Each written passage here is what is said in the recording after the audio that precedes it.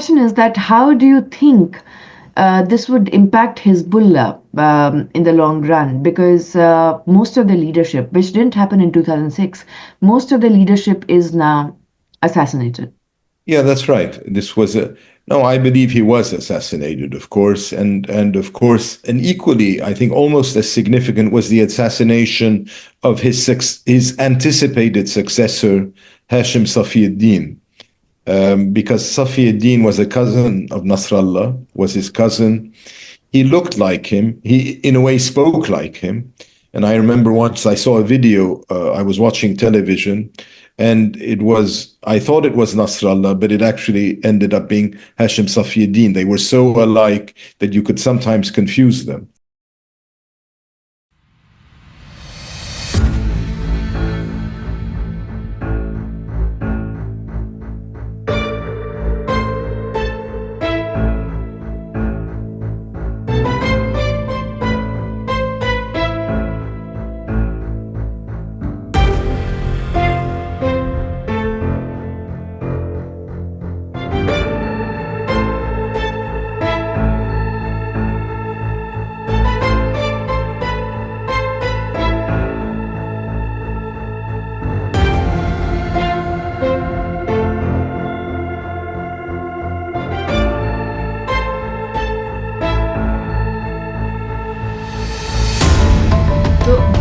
Good afternoon, good evening to everyone. My name is Dr. Shuddha Chaudhary and this is Middle East Insights. Everyone, anyone who's watching it on YouTube, you have to like and subscribe. Today we are going to talk about a very important topic. If you're following the news, you know what is happening. The Israel-Lebanon ceasefire is happening, and there's so many aspects of it which we do not know. So we are going back to the assassination of Hassan Nasrallah, and I hope all of you know who he is and was, or let us keep ubiquitous. The point is, what happened? What happened after the death of Hassan Nasrallah? What will be the impact of it on Lebanon, the regional impact of it on Hezbollah and other proxy groups? And with this, I am very, very privileged today to have the company of Michael Young, who is a senior editor at Malcolm H. Kerr Carnegie Middle East Center in Beirut, and the editor of Diwan, Carnegie's Middle East blog. Previously, he was opinion editor as well as a columnist for the Daily Star newspaper in Lebanon. He writes a bi-weekly commentary for The National, which is based out of Abu Dhabi, and is the author of Ghosts of Martyrs Square, an eyewitness account of Lebanon's life struggle. The book was selected by the Wall Street Journal as one of its 10 notable books in 2010. He is also a graduate of American University of Beirut and of the Johns Hopkins School of Advanced International Studies. Both of them are very prominent. You should know where they are. So with this, sir, I would like to officially welcome you to our platform.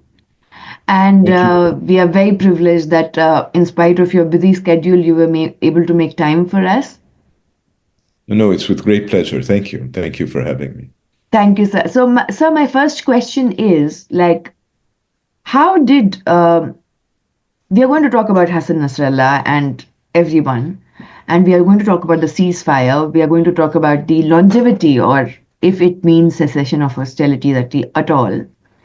But my first question is, at a personal level, how life changed for you from September onwards, September 2024 onwards?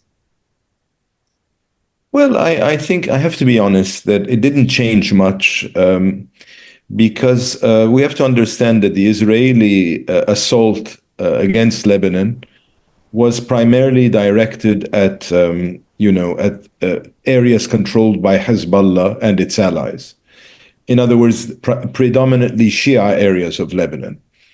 In other words, for those people not living in predominantly Shia areas, they were relatively safe, because the Israelis did bomb areas that were mixed population, largely because they were targeting, they say, specific individuals linked to Hezbollah.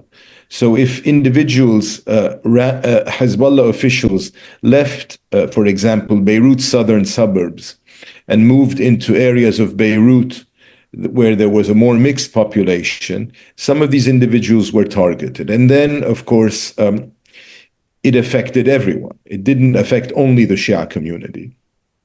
But now, of course, on a daily level, at the time I was going with my wife every weekend to the mountains.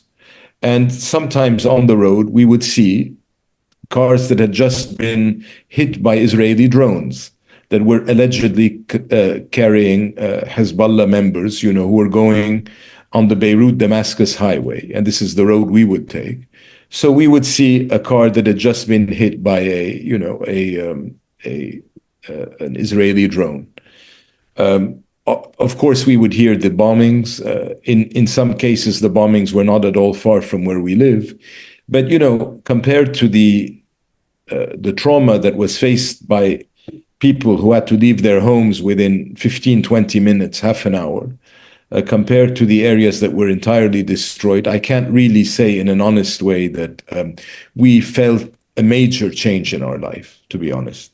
Yeah, that is quite disturbing, actually, because the psychosocial impact of all of this is beyond what we can even describe properly.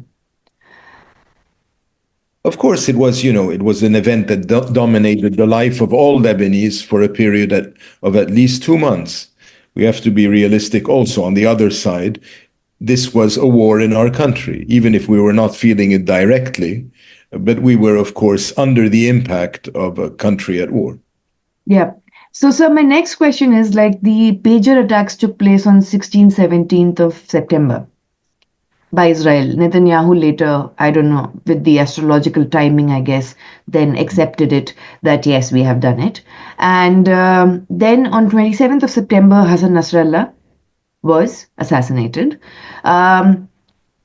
There are still a lot of echo chambers who believe that he is not.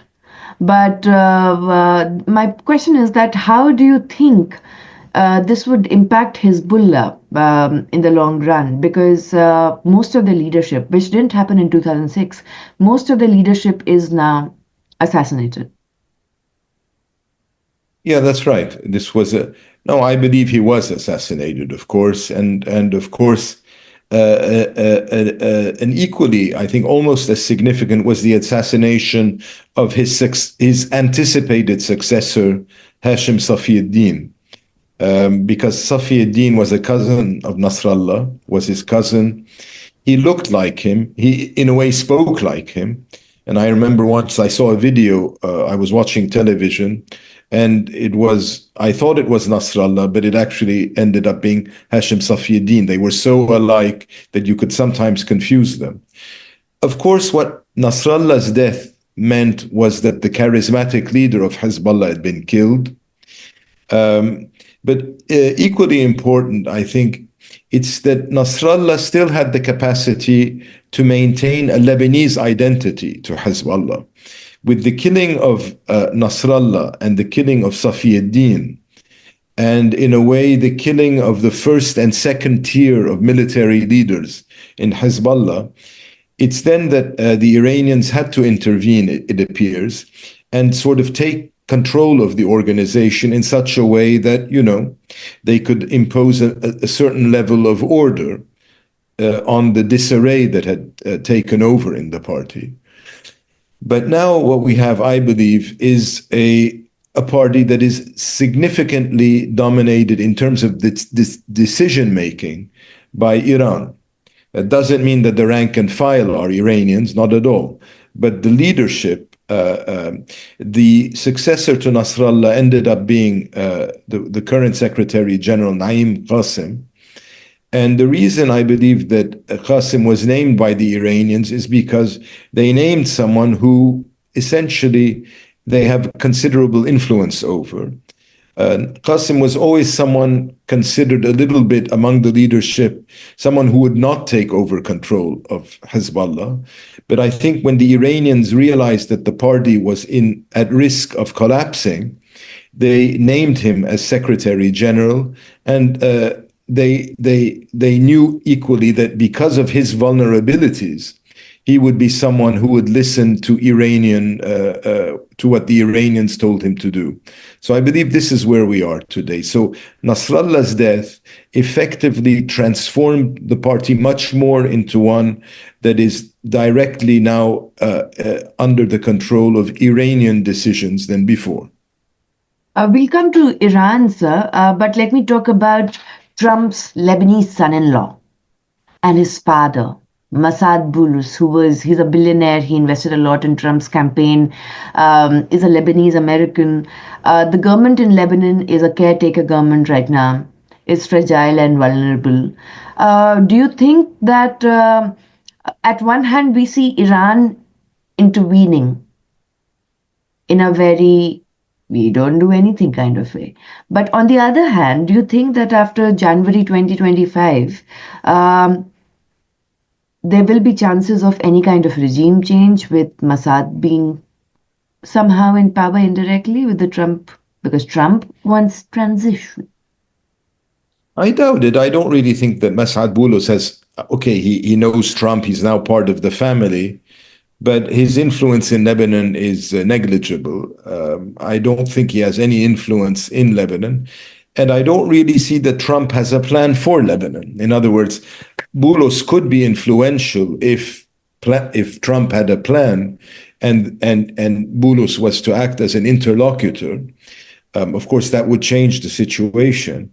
But I'm not seeing today that Massad Boulos or Trump really have a plan. What I think today is that we have now this ceasefire agreement. This is the plan for the coming months. In other words, the plan in terms of the relationship with Israel. Now, what happens inside Lebanon between the Lebanese political leadership and the sectarian communities and Hezbollah is a different issue. And this is not something really where the Americans are going to affect very much, I think. And this is going to be defined by internal dynamics.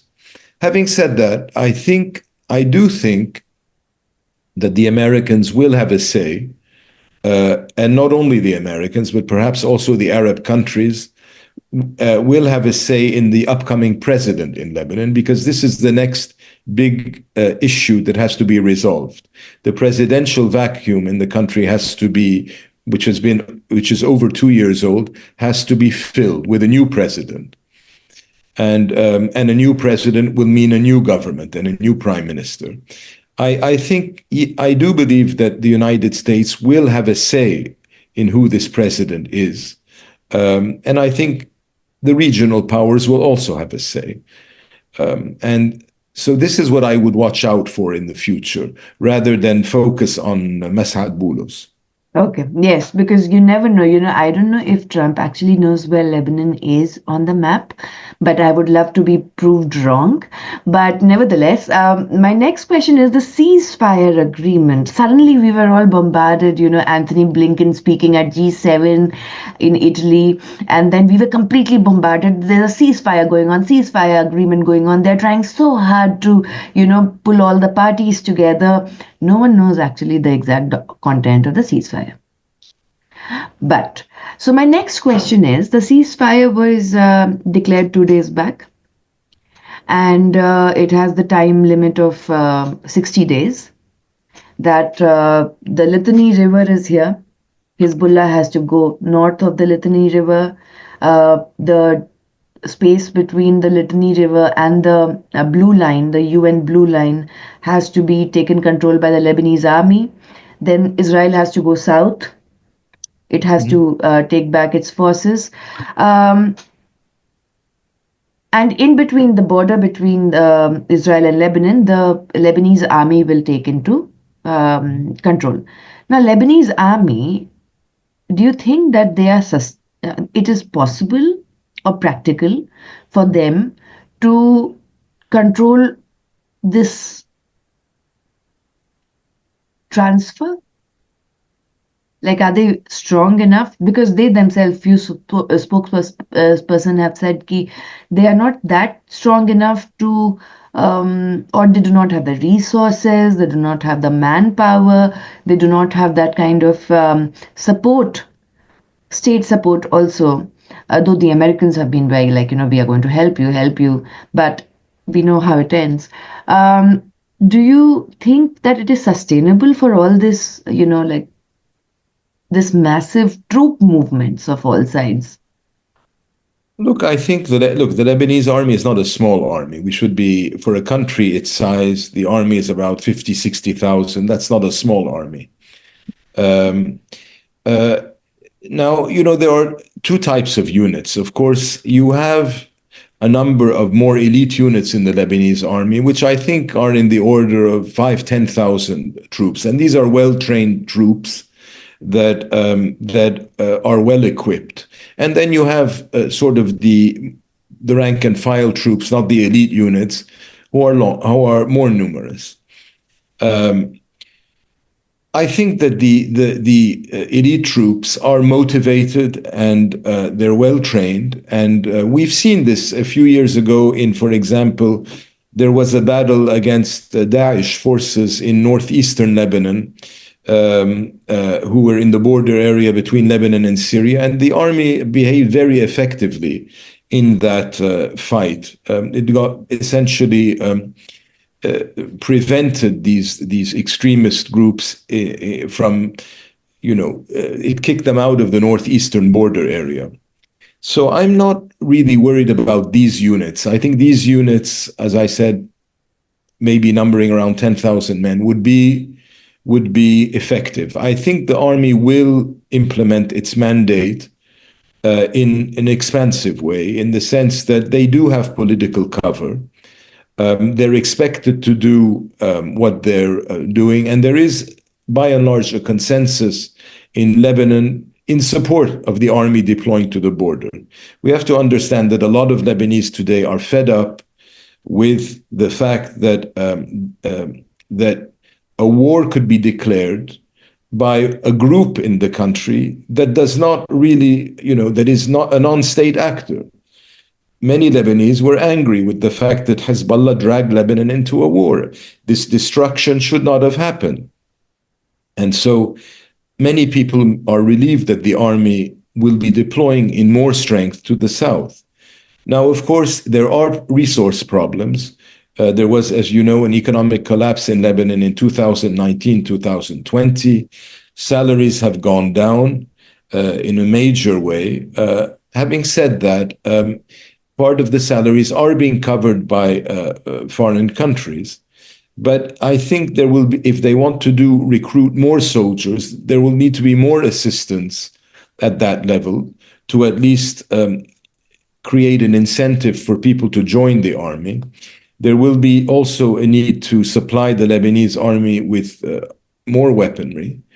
But at this point, I think the army does have the capacity to deploy to the south and does have a capacity to implement its mandate. We have to understand that today the army's power really comes more from influence. In other words, the army does not want to engage in a war against a section of the Lebanese population. The army will intervene to try to prevent, if there is, for example, a supply of weapons coming in from Syria, the army will try to prevent this. It will always try to engage in actions that avoid any kind of military confrontation. And there are ways to do this.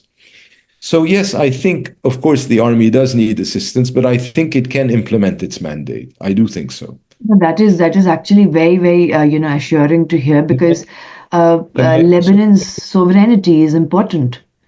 Yeah, and it's sorry to interrupt you, but there is also the fact we have to understand that there are about 10,000 to 15,000 UNIFIL troops there. Yes, So yes. the Lebanese army is not alone. I mean, but as I said, none of these forces want to enter into a military confrontation with Hezbollah or the Shia community, because this would defeat the purpose of their presence. On the contrary, they're a presence there to ensure peace, not to engage in war. Yeah, that is. I was watching on Hezbollah the subtle soft power of emotions that was being used after the ceasefire. What they have done is they have written whatever homes that they took over in the south, whatever homes they have taken, they have left letters Mhm. to the residents. apologizing for taking the residents or eating their food or using their books, all of that, like long letters they have left for the residents. That kind of soft power they're using very, like smartly. And so my next question, sir, is that, and in fact, there are 900 Indian army men deployed in the UNIFIL troops, Sure. and they did not leave. Even like the Irish didn't leave, the Indians also didn't leave. My next question, sir, is that. Do you think that because when Biden came and he suddenly, like, we all were waiting for him that he'll come, it was like waiting for Godot, and we are just, waiting for. It was interesting that we are talking about Israel and Lebanon, but we are waiting for an American president to come and give a speech in the Rose Garden, and he was 45 minutes late. It was already 2:30, 3 o'clock in the morning in India, and he comes and he starts talking about a lot of things. The first thing that he talks about that the ceasefire has been dealt with and everything. Then he says that Hamas should take an inspiration from it. I'm paraphrasing. Um, my question is that it was the Lebanese Speaker of the Parliament, Rabi Berri, who was mediating on part of Hezbollah, right?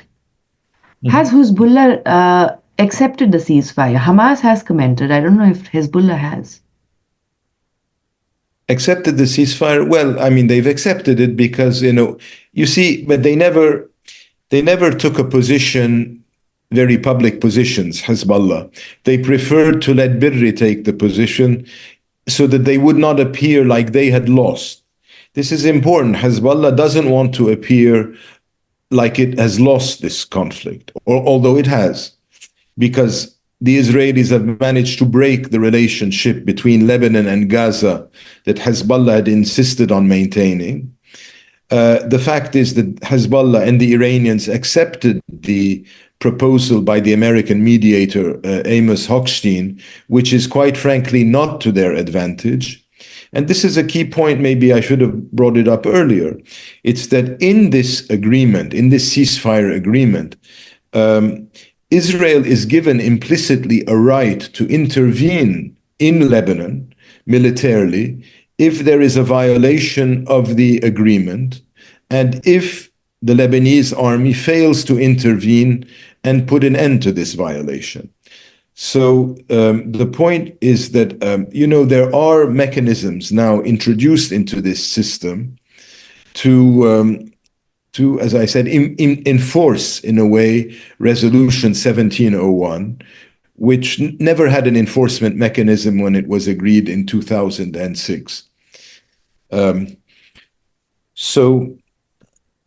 sorry, maybe I'm not sure what was the question again? The question basically was that is it Hezbollah, has it publicly accepted the But you see, what Hezbollah has done in the last 24 hours is declared victory.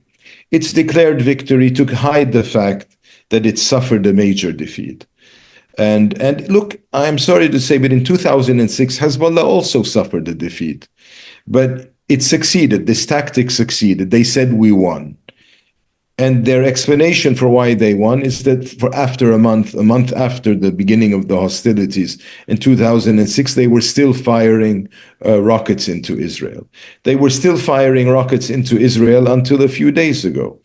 But this doesn't constitute victory. The fact is that this has been devastating for the Shia community.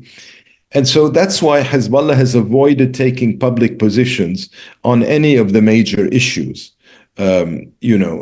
You hear from Hezbollah sources, they will say this and that, but you will not really hear from their senior officials that they accept 1701, for example. But Hezbollah has made clear on a number of occasions, Hezbollah officials, that they did want a ceasefire in Lebanon, that this was the priority. Yeah, that is it's very interesting in the social media to watch, because the Israel supporters are like, we won. Hezbollah supporters are like, we won. And the tussle is very interesting to watch. And it is completely, at times it gets very dystopian, dark humor. But that is what is happening in social media, as always. I would like to, though I have a brief leak of what the ceasefire is. which was by the Israeli Army Radio that had published the full agreement between Israel and Lebanon. And the key provisions were number one, Hezbollah and all other armed groups in Lebanese territory will refrain from any offensive actions against Israel. Number two, in return, Israel will not conduct any military offensive operation against targets in Lebanon, whether on land, in air, or at sea. Number three, both Israel and Lebanon acknowledge the importance of UN Security Council Resolution 1701. Number four, these commitments do not negate the right of Israel or Lebanon to exercise their inherent right to self-defense. Which means that whatever we read before is like, okay, but anything can happen. Number five, the official security and military forces of Lebanon will be the only entities allowed to carry weapons or operate forces in southern Lebanon. Number six, the sale, supply, and production of weapons, of weapon-related materials in Lebanon, will be subjected to oversight and control by the Lebanese government. Number seven, all unauthorized facilities involved in the production of weapons and related materials will be dismantled. All unauthorized military infrastructure and sites will be dismantled, and all weapons that do not comply with these commitments will be confiscated. Number nine, a joint committee acceptable to both Israel and Lebanon will be established to monitor and assist in ensuring the implementation of these commitments. Number 10, Israel and Lebanon will notify the committee and UNIFIL of any potential violations of their commitments. Number 11, Lebanon will deploy its official security and military forces along the borders, crossings, and southern zones specified in the deployment plan. Number 12, Israel will gradually withdraw its forces south of the blue line within a period of 60 days. And lastly, United States will work to facilitate indirect negotiations between Israel and Lebanon to establish mutually recognized land borders. Can I disturb you? You said something about 11. Number 10. Yeah. It will report any violations to UNIFIL, but also to what they call the mechanism, which is this new oversight committee. And this is the innovation, by the way. There are two innovations here in this agreement, this 13-point ceasefire agreement. First of all, there is this new monitoring committee, which will be established with an American general at the head of this committee, to essentially monitor the implementation of the agreement. So this is number one. This is the most important thing. But also, as you said, you're quite right. It's that there is Lebanon and Israel will have a right to engage in, quote, self-defense. And what does this actually mean? Initially, the Americans, in the initial ceasefire proposal, the Americans had given to the Israelis what is known as a side letter, in which the Israelis had requested the freedom of action to intervene militarily in Lebanon in case of a violation of the agreement. Now, this could not be placed in the initial ceasefire agreement because it was a clear violation of Lebanon's sovereignty. So what the Americans did is they gave the Israel a side letter as almost like an annex to the ceasefire agreement. Now, the Lebanese Speaker of Parliament, Nabih Berri, in the negotiations said, look, I mean, he was actually very pragmatic, and it's interesting. He was pragmatic. He understood very well that if the Americans gave the Israelis a side letter allowing Israel to intervene in Lebanon, there was very little the Lebanese could do. So what he did is he proposed a formula where both sides could engage in self-defense. And in a way, what this did is it gave the Lebanese side including Hezbollah implicitly, the right to engage in response to Israel if Israel hit Lebanon. But it also saved the Lebanese face, because if Lebanon had accepted the initial proposal, it would have been clearly a violation of its sovereignty.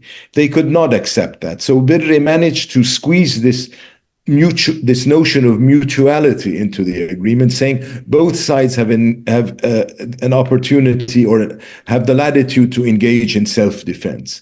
So this is where we are today. Israel, if it sees a violation, will have the room to attack Hezbollah in Lebanon. And technically, I mean, does this mean that Hezbollah will retaliate or not? It becomes a political decision. But in theory, it has the right, Hezbollah, to respond against any Israeli violation of the 1701. Also, what is very interesting It is, becomes a mutual. yeah, mutual. But how did they, like, take in and take out France? So Well, initially, the Israelis didn't want the French to be part of this monitoring committee. But then it seems what had happened is that, there was anger on the Israeli side when the French president said that France would respect its commitments to the Rome Treaty after the indictment of Netanyahu. And at the same time, what the Israelis did is they said, we do not want France on the committee. And what appears to have happened is that the Americans took France on the committee, but it seems that the French in exchange for the French adopting a position with regard to Netanyahu that is now much different than the official position they adopted that last week, in which they're speaking now that certain individuals should have immunity from prosecution. So I think this was the agreement. At least I have to look more carefully at this, but this is the information that came out yesterday.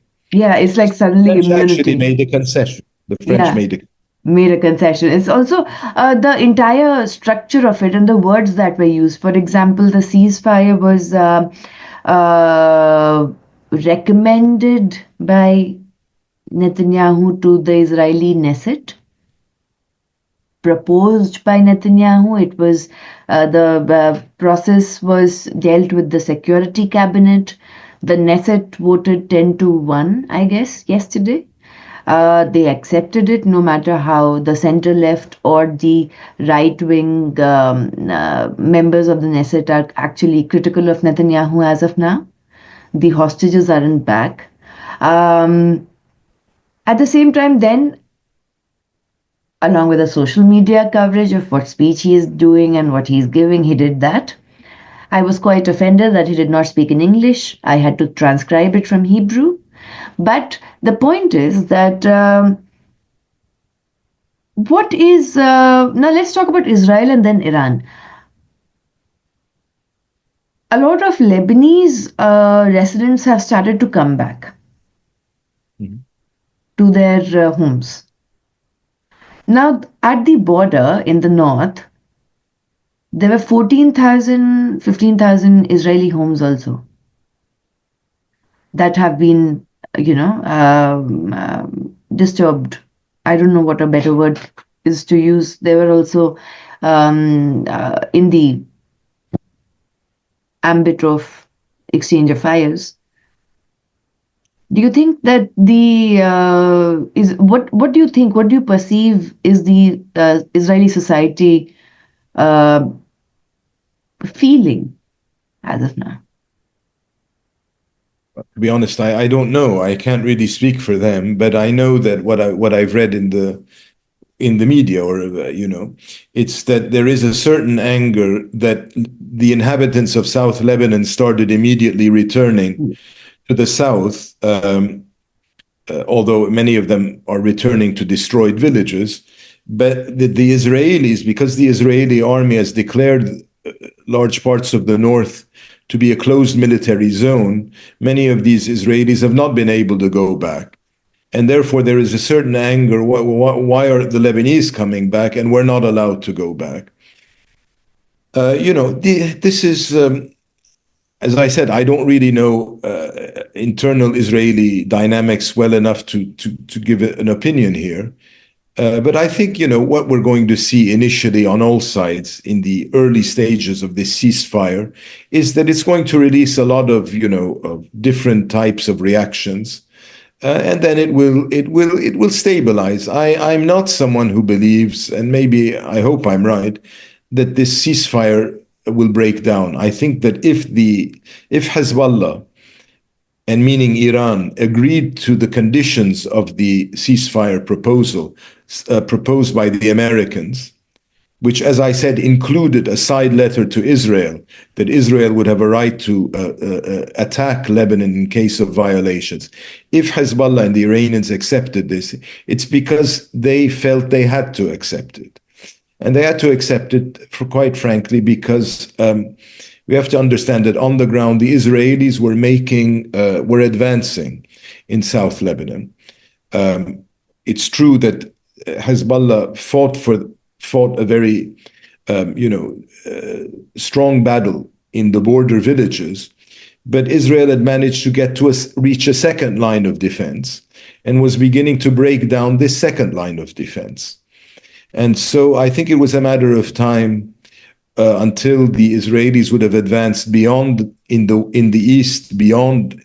west, beyond the city of Tyre, and reached the Litani River. And in the east, they had already reached the Litani River near the village of Deir Mimas.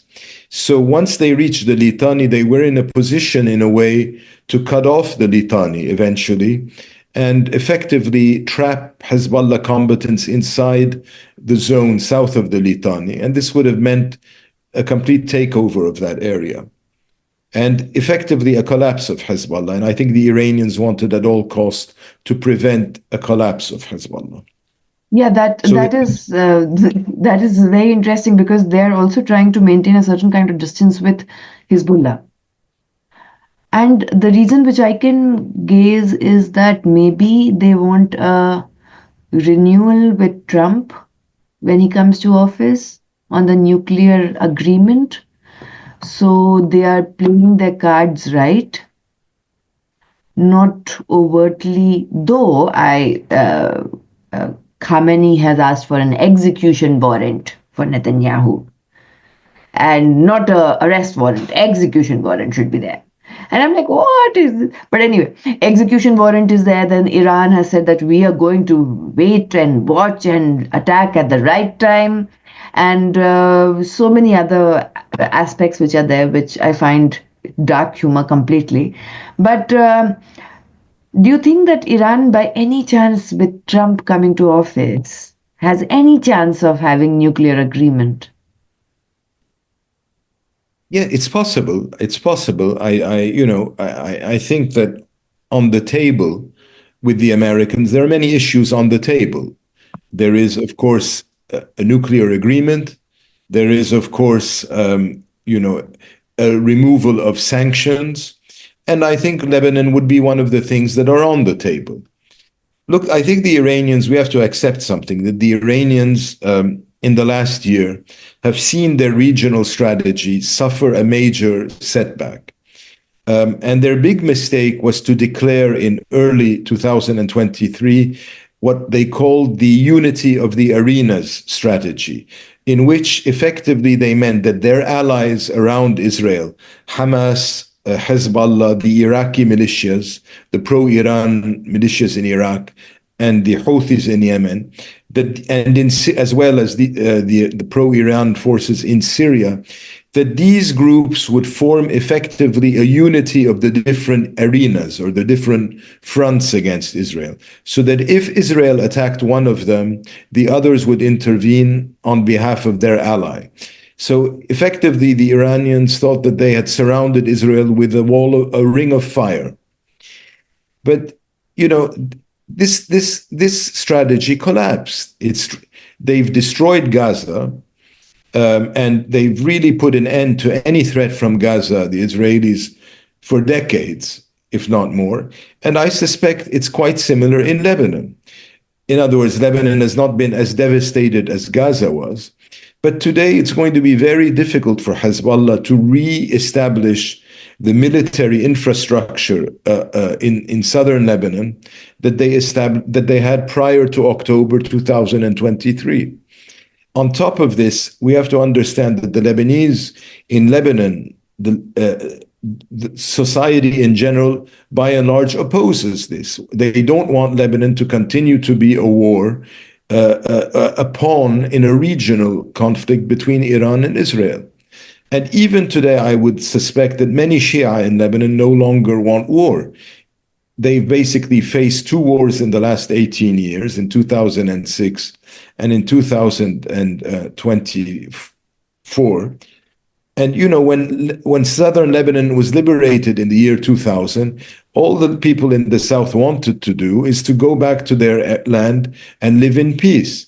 But of course, Hezbollah doesn't want. At the end of the day, Hezbollah is fulfilling an Iranian regional agenda. And therefore, this agenda today, I think, has been neutralized, frankly, when it comes from the two major actors that surrounded Israel on Iran's behalf have been severely weakened, Hezbollah and Hamas. And I believe we shouldn't rule out that Israel will take action in Syria. It'll continue to take action in Syria to prevent a rearming of Hezbollah. And I remind you that there are Iranian and Hezbollah forces in the area of Quneitra. In other words, not far from the Golan Heights. Yes. So the issue of Syria can also not be ruled out today. No, that's I'm able to see everything that you speak because I have a huge map of Middle East just in front of me. So I'm able to see exactly what space you're referring to. And yes, Hezbollah is going to send love letters to both of us now. But the point is that what is also Israel doing right now is it's talking with, as Biden said suddenly, that in his presidential address that he mentioned about Turkey, Qatar, and Egypt coming forward to do the ceasefire mediation in Gaza. There's an Egyptian delegation which I think today is landing in Tel Aviv regarding Gaza. My question is that isn't it a very Pax Americana foreign policy kind of, like, look, we bring peace. And this is our legacy, even though 2 months are left and we will even bring Saudi-Israeli diplomatic negotiations on the table. We'll just go to the moon and come back and hop down. So that's my point. It's like, I don't understand that. What are the other regional players doing? What is China and Russia doing in case of Lebanon? Well, I mean, China and Russia are not invested in Lebanon in any way. I mean, they are, of course, invested. The Russians are invested in Syria. The Chinese, as you know, I mean, their interests are primarily economic, and their interest is in the Gulf, Iran, the Gulf states. China is a major importer of oil from the region, but they don't really have a role at this point in Lebanon. So you're right. I mean, there is a Pax Americana, and the fact of the matter is that the Americans, because they have been steadily reducing their involvement in Middle Eastern affairs in recent years, have in a way adopted a different strategy. It's a strategy, first, of greater reliance on Israel to maintain, to a certain extent, the status quo.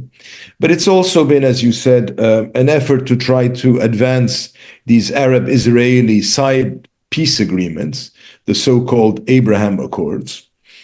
But I believe that the war in the last year, a little bit more now than a year, has led to a change, it seems, in Saudi Arabia. It seems that the Saudis do not want to embark on some kind of a settlement with Israel unless some kind of concession is made by the Israelis on the Palestinian front.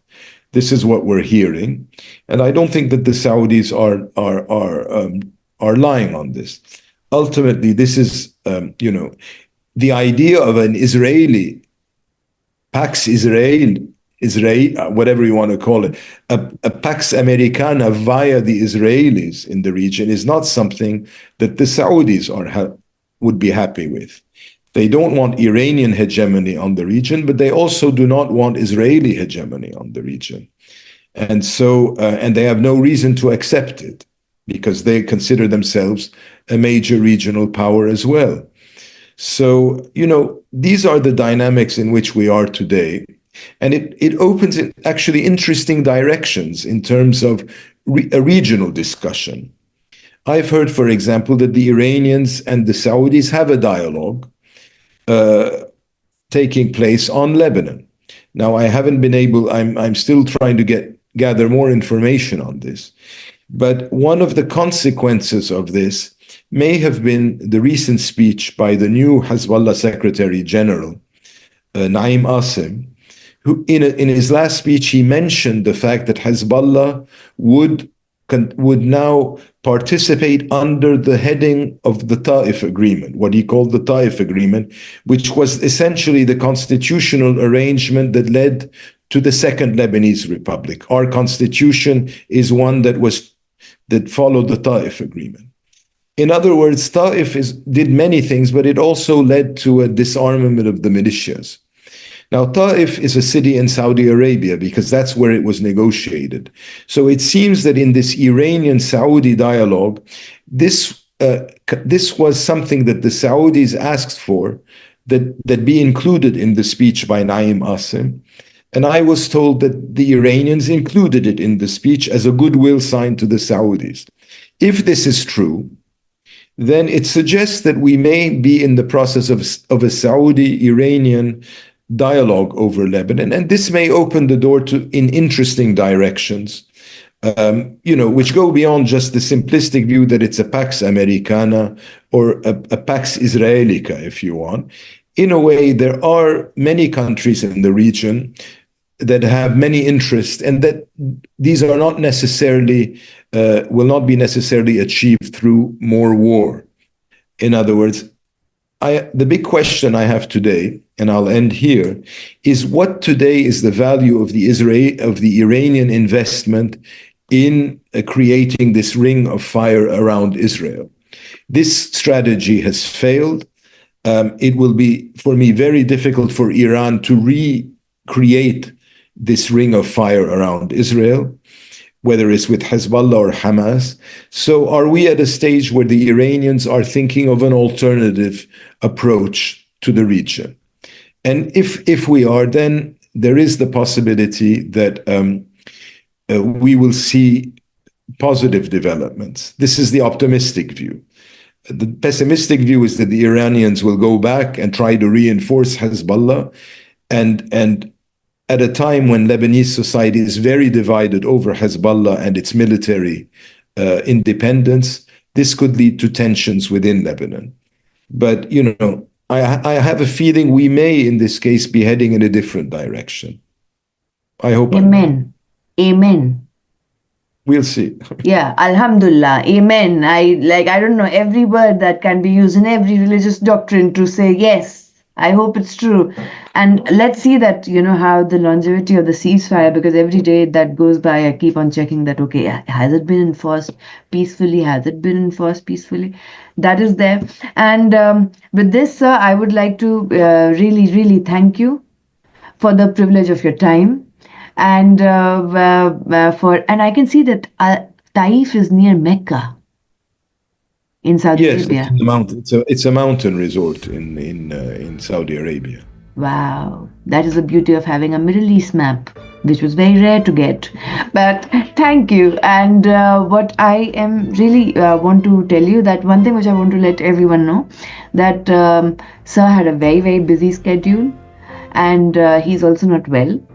And in spite of that, he took out time for all of us, and he spoke about the real intrinsic psychosocial, emotional, political, economic aspects of someone who lives in Beirut from his heart. And we are very, very thankful, sir, for your honesty and your trust in us to be here. Well, thank you. Thank you for the invitation. I very much appreciate it. Thank you so much. Thank you so much.